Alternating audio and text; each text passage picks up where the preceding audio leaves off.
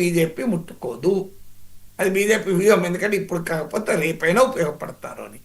అందుకే వైఎస్ జగన్ విషయంలో కూడా బీజేపీ అదే మెతక వైఖరి. లేకపోతే 11 ఏళ్ళుగా జగన్ పైన ఏ కేసు ఎందుకు కాదు, తెలుగుదేశం ఒత్తిడి ఉన్నా కూడా కాంగ్రెస్ పార్టీ 16 నెలలు జగన్ జైలుకు పంపింది, కానీ బీజేపీ పంపిందా?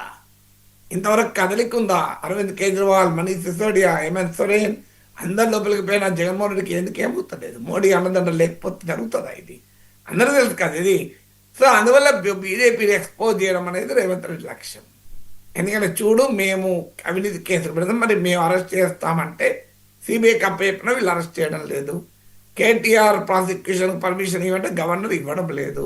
గవర్నర్ బీజేపీ నాయకుడు. అందువల్ల బీజేపీ బంతిలో వేసి Revanth Reddy football, volleyball, throwball, hockey అన్ని కలిపి ఆడుతున్నాడు. లేకపోతే బీజేపీ ఆడేది. బీజేపీ ఇప్పటికి కూడా అదే చెప్తున్నారు, మీరు కేటీఆర్ ఎందుకు అరెస్ట్ చేయలేదు, కేసీఆర్ ఎందుకు అరెస్ట్ చేయలేదని. భారతదేశంలో రాజకీయ పార్టీలు ఇలాగే విమర్శించుకుంటాయి. ఇప్పుడు జగన్మోహన్ రెడ్డి 1,00,000 కోట్ల అవినీతి చేశారని టీడీపీ ప్రతిసారి కక్కిస్తామంటారు. ఇప్పటి వరకు జగన్ ఒక 2 రోజులను అరెస్ట్ చేసింది టీడీపీ.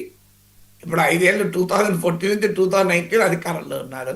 ఇప్పుడు మళ్ళీ 2024 మే నుంచి అధికారంలో ఉన్నారు. మరి ఎందుకు జగన్మోహన్ రెడ్డి మరి 1,00,000 కోట్లు తిన జగన్మోహన్ రెడ్డిని అన్నిట్లో, మద్యములో, భూమిలో, గనుల్లో అన్నిట్లో అవినీతి చేసిన జగన్మోహన్ రెడ్డి ఎందుకు అరెస్ట్ చేస్తలేరు? మరి ఎందుకు తెలుగుదేశం పార్టీ ఉపేక్షిస్తోంది? పోనీ అదానితో లింక్ ఉన్న సోలార్ ఎనర్జీ కాంట్రాక్ట్లో చేయకండి, మిగతా వాటిలో చేయాలి కదా. మరి కాంగ్రెస్ పార్టీ చేసింది, కానీ మీరు చేశారేమన్నా టీడీపీ ఇంతవరకు అరెస్ట్? చంద్రబాబు నాయుడు కనీసం జగన్ 2 ఏళ్ళలో జైల్లో ఉంచాడు. సో జగన్ విషయంలో అది కూడా చేయలేకపోతున్నాడు కదా చంద్రబాబు నాయుడు. ఆ మాటకంటే యూపీఏ 2లో ఎన్ని అవినీతి కుంభకోణం మోడీ చెప్పాడు. 2G కుంభకోణం ఏమైంది? ఎవరు దోషులు లేరని ప్రకటించారు. బొక్కు కుంభకోణం ఏమైంది? స్పెక్ట్రమ్ కుంభకోణం ఏమైంది? కామన్వెల్త్ క్లినిక్ కుంభకోణం ఏమైంది? ఆదర్శ సొసైటీ కుంభకోణం. అశోక్ చవాన్ అయితే ఏకంగా బీజేపీలో చేరి రాజ్యసభ్యుడే స్టార్ క్యాంపెయినర్ అయిపోయాడు. ఆయన ఆదర్శ సొసైటీ కుంభకోణంలో నిందితులు. అందుకే ఇలాగే మాట్లాడుతుంటూ ఉంటారు. ఇది మనకు సహజము. సో మీకు తమ అధికారంలో ఉన్నప్పుడు, ప్రతిపక్షం ఉన్నప్పుడు తిట్టుకుంటూ ఉంటారు, కానీ ఆఖరికి మెజారిటీ రాజకీయ నాయకులు ఒకరినొకరు కాపాడుకుంటారనే భావనే ప్రజల్లోకి వెళ్తుంది కదా.